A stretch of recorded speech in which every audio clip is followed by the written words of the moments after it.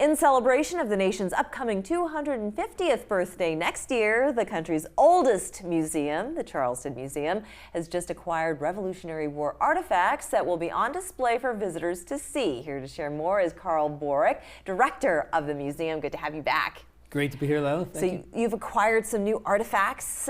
Which artifacts are these, and where did they come from? So we recently acquired a shortland pattern musket, which was known as the Brown Bess, colloquially, from the Revolutionary War period.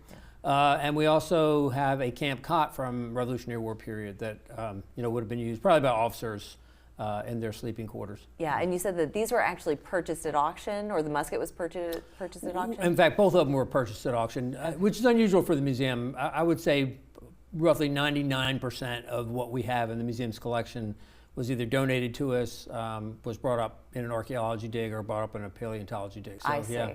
And how rare are these items, and what is their significance? Well, fairly rare. I mean, there were thousands of muskets used during the Revolutionary War, but over time they were lost or destroyed. So there's a few kicking around, but we did not have a Revolutionary War period musket in our collection. In fact, the oldest one we had was from the 1790s. So with the 250th anniversary of the Declaration of Independence coming up next year, and we're going to have a major exhibit, we wanted to make sure that we had a musket in our collection, so right. we're excited to have acquired it. And I read somewhere that it shoots a whopping 3 bullets per minute.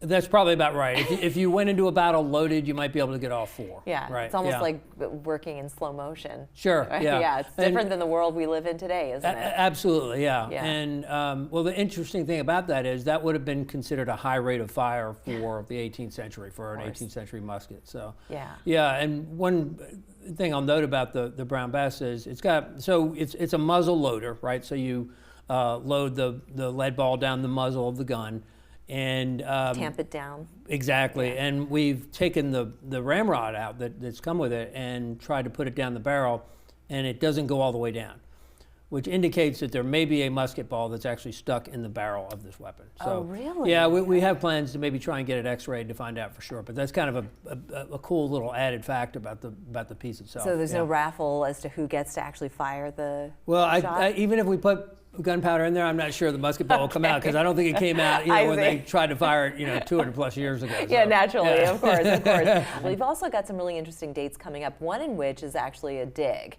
Where is this happening? So we're going to be doing a field school with our colleagues from the College of Charleston, which gives archaeology students at the College of Charleston experience in doing an archaeology project in the field.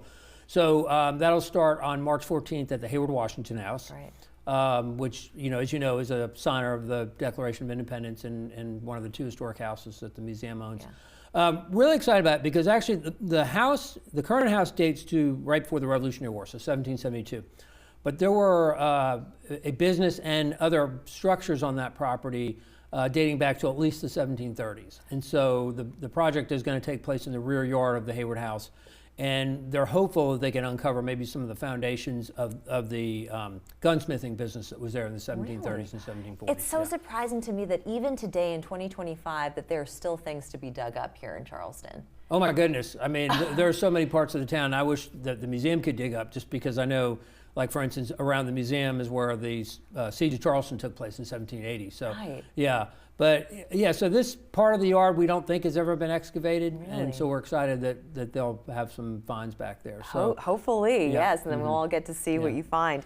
That's great. And then you also have a Revolutionary War experience, Becoming Americans. That's something that people can go and see now? Correct. That's part of our permanent exhibition. The museum gives an overview of area history from Native peoples all the way up to the 21st century. So Becoming Americans is the Revolutionary War section.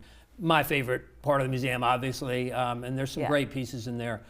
We've got a cartridge box that was carried by British soldiers at the Battle of Lexington and Concord, which is the first battle of the Revolutionary War, which in April will be the 250th anniversary of that event. So, yes, indeed. And some really other great artifacts that I'd love to show off. So. That's great. And as far as the musket's concerned, you're going to have to wait until next year to be able to see it. But you should wait with bated breath because it's going to be really interesting. Yeah, Thank you so much, Carl. Really appreciate you coming Layla, on. for having me. I always enjoy it. Thank you. We're back after this.